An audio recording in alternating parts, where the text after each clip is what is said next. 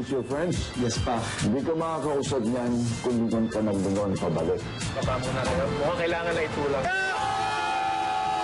Pa, parang stranded tayo dito. Problema ba? Nasiraan kami. Eh, paano na tayo? May mariletahan bang pagtutulugan? Doon na kayo magpaumaga sa bahay. Asya yung asawa ko. Ases, meron tayong mga bisita. Rebecca! Bumalik ka na. Kaaway kasi ni Taki, anak namin si Rebecca. Nasaan po siya ngayon? Patay na siya. Ano yung pa sinasabi sa akin? Diet. Weird kayo ng feeling. Mukha namang harness eh.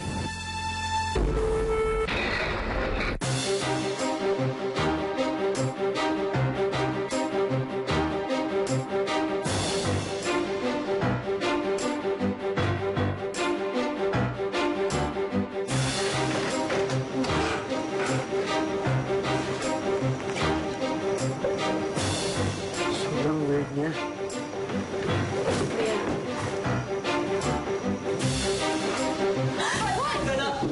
Joanna naman! Sorry. Sorry. Peace. Pero, Bessie, tama naman ang sinasabi ni John. Hindi ka ba natatakot? Konti. I'm just being polite. Hindi naman niya siguro sasaktan si Kamahalan eh. Sure ba tayo dyan? We'll keep Taki safe naman. At saka, alam niyo baka nagpupulining lang yun. Kasi may kapitbahay ako, ganun din. Basta, feeling ko, this is just a horror movie waiting to happen. Oops, tara. Ganito yun. Meron ako napanood isang movie. Ganito yung nangyari. May na-stranded na lalaki sa isang bahay ng babae. Tapos, simula nung ginawa na siya niliyab, hindi niya siya pinatakas. Tapos, ito pa ang masaklap dun. Nung panahon na natakas siya, nahuli siya ng babae. Tapos, sinaktan siya ng babae. Sinaktan siya. Ang masaklap nun. Pati yung paa niya binali. Stop it! Tama na!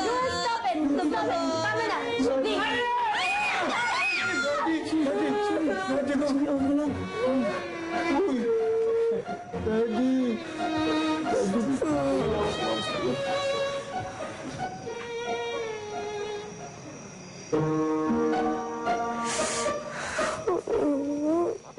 Ayun naman kasi ng CR nila.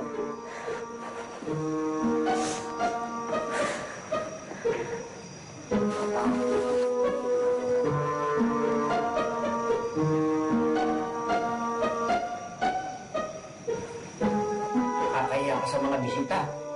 Sila dapat ang mahiya. Nasa pamamahay ko sila.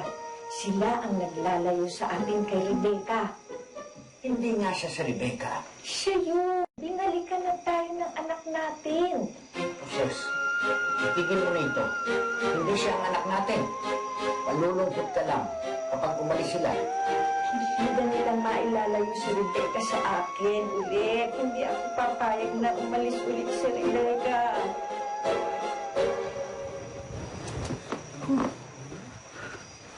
Hindi patulog.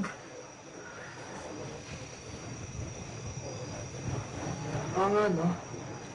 Kasi, one false move. We're all dead! Kim! Tumigil ka na nga. Hindi pa ka bumabalik si William Pukoy. Oo nga, no? Poor Joanna. Siya ang first casualty. Malaman pa naman siya. Uy! Ano naman yung ako? Kim! Hindi ka na nakakatawa. Sorry po. Tulog ka na nga. Uy, Bessie! Yun po, wala ko nang nangyari sa'yo. Okay ka lang? Okay lang ako, Taba. Okay lang ako. Pero, si Bessie Taki, parang hindi. Ha? Bakit? What do you mean? Drops, narinig ko si Aling Ses. Hindi daw niya papaalisin si Taki dito. Ayun yung sinasabi ko sa inyo eh. Yung napanood ko. Tara na, punta na natin natin si Coach. Saan ba yung kwarto niya? Tama, si Daddy, si Daddy. Teka. Aalis tayo ngayon? As in ngayon na? Hindi. We don't have a choice. Kayo. Wala. Tara na.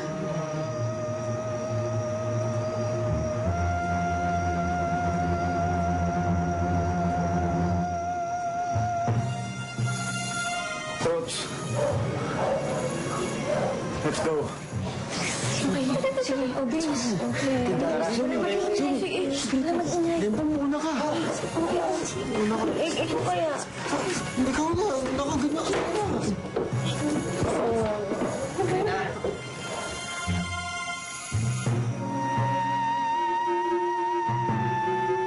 Nasaan ba yung kwarto ni Coach? Ouch! Saan yung room niya? That's all our question. Ouch! Dad!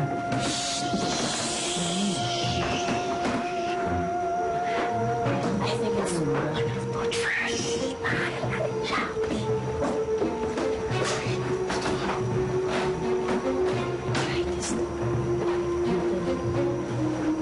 Dad? Ouch! Dad?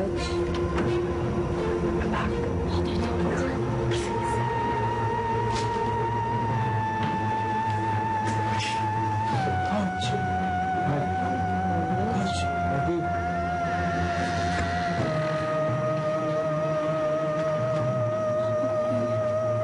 Fred? Daddy?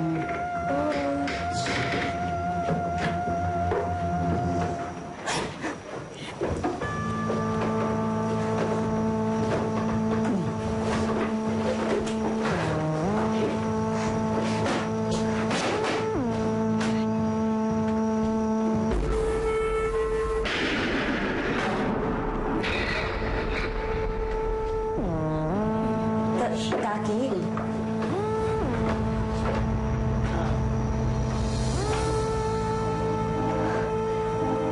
Kamukha mo nga. Ito na, umalis na lang tayo. I still have dreams, guys. I don't wanna... Kim, ang OA mo. Oops. Hanapin na natin si Coach din, umalis tayo. Good idea, good idea. Bakit kayo pumasok dito? Rebecca! Huwag mong sabihin, sasama ka na naman sa kanila!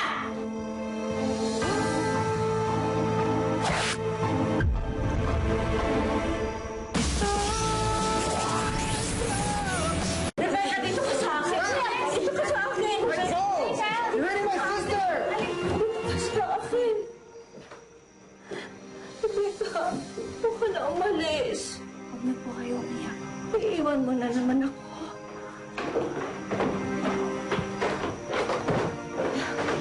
Sis! Dad!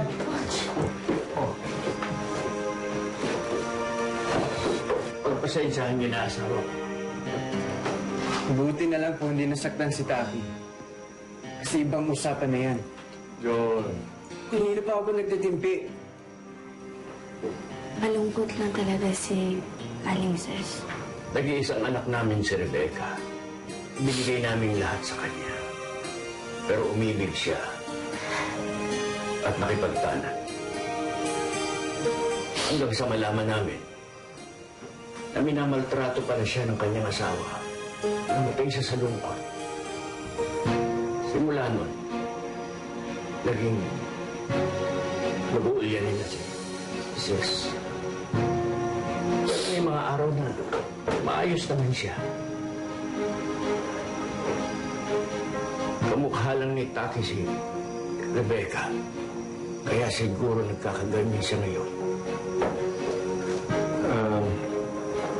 Siguro po matutulog na po kami.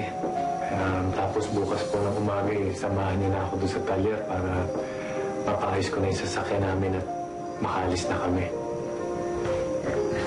Rebecca, tabihan mo ako sa pagtulog. Pa? Ano ba nang inis si nanay? Taki, halika na.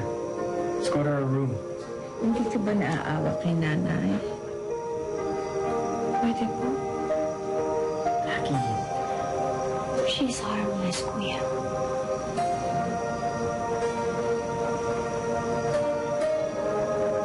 Fine. Dito din ako natutulog.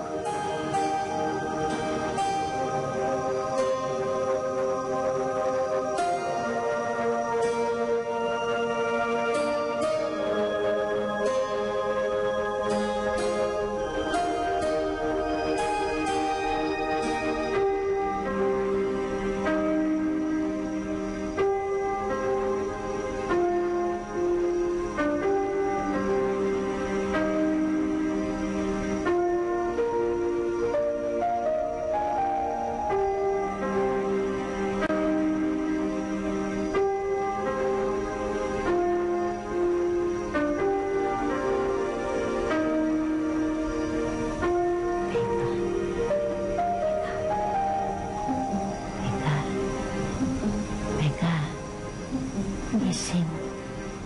Gising. Gising ka, Becca. Bakit po? May sorpresa sa'yo si nanay.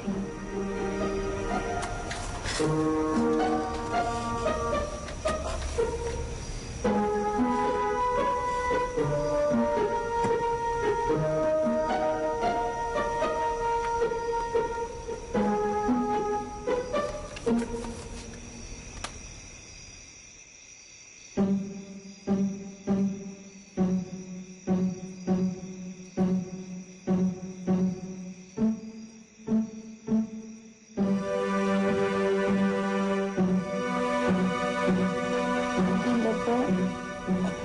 Idago ko ito. Gusto ko ipasuot ito sa'yo sa kasal mo. Po? Mahal na mahal kita. Kahit lagi tayo nag-aaway dati. Nung umamin ka na nobyo mo si Arturo, sabi ko sa kasal din ang tuloy ninyo. Kaya kahit tumututol ako, siyempre gusto ko masaya ka. Pero nagtanan ka. Iniwan mo ako.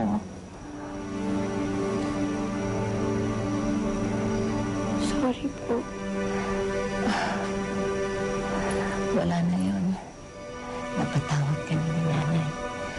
Kung alam mo lang, halos nabaliw ako na malaman ko na sinasaktan ka ni Arturo. Hindi ko naman alam kung nasaan ka. Pero nandito po ako ngayon. At sana, hindi na po kayo maging masungit sa mga kaibigan ko po. Pasensya ka na. Kasi silang nagtutulak sa'yo kay Arturo. Hayaan mo. Sa piling ko, hindi ka na masasaktan. Sana ngayon, matuto ka na. Ang pagmamahal, hindi minamadali.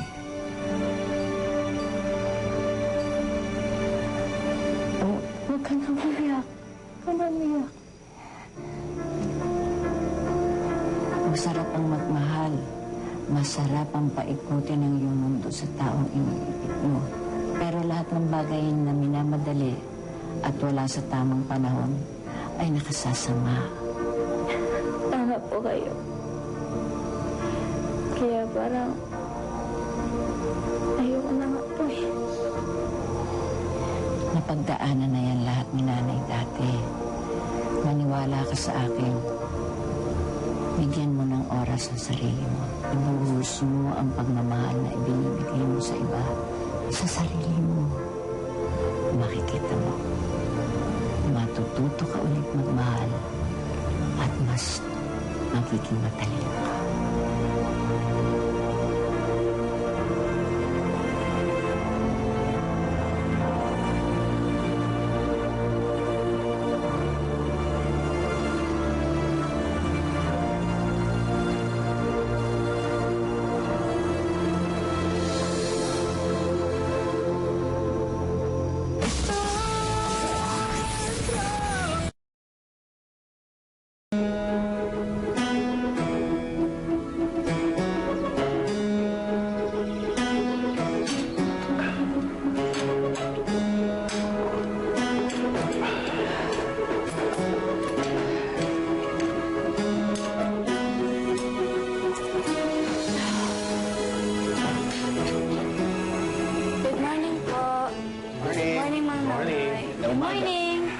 Lucky? Ayos ka lang?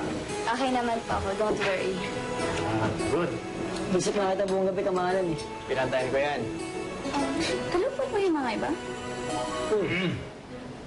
Tumilip ako dun sa kwarto. Naghihilik pa yung isa. Ah, sige po yun. Sige. Sigurado yun. Mang Noy, ready na ba kayo? Baka pwedeng umalis na po tayo. Uy, tara na. At nang magawa na yung sasakyan ninyo. Sige. Ay, pag nagising si Ses, kayo nang bahala, ha? Okay na ba kayo? Okay naman po, huwag na po kayo mag-alala. Sige. Iwan muna namin kayo, ha? Sa bahala, ha? Kayo nang bahala niya. Ay, thank you, kuya. You want rice? Sige, mami. Ay,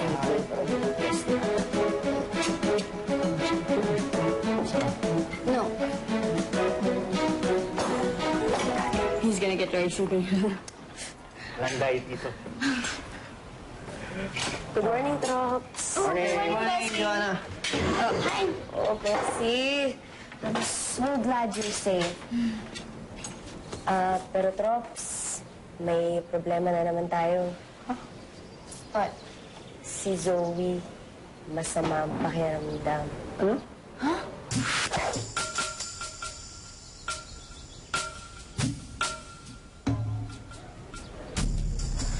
Wala naman siya lagnat. Ano bang sabi ni Zoe sa inyo kanina? Sabi niya kanina, masakit daw katawan niya. Pabigat yung pakiramdam niya. Wala naman siya masyadong nakain kagabi. Eh, kung sa food yan, dapat lahat tayo ganyan.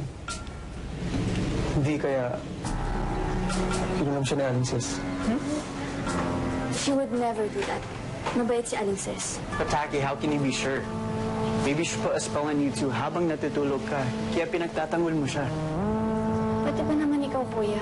Di ba we slept with her last night and nothing happened? Pero may point si John, no? I mean, nasa probinsya tayo. Gusto mo mga ganyan dito, no? At kay Taki lang siya mabait. Baka isa-isayin niya na tayo.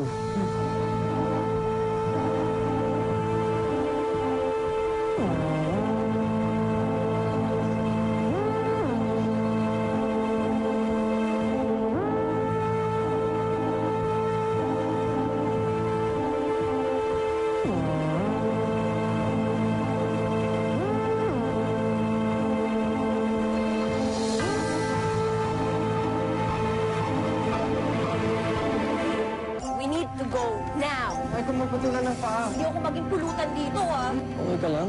Zoe. Hanap ako kay Zoe.